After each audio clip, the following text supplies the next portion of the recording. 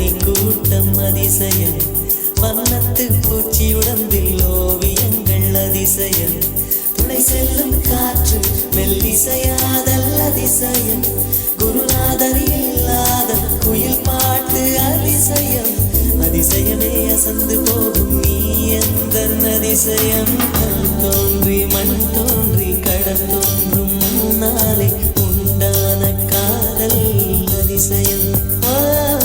16 வயதான பருவத்தில் எல்லோருக்கும் படர்கின்ற காதல் அதிசயம்.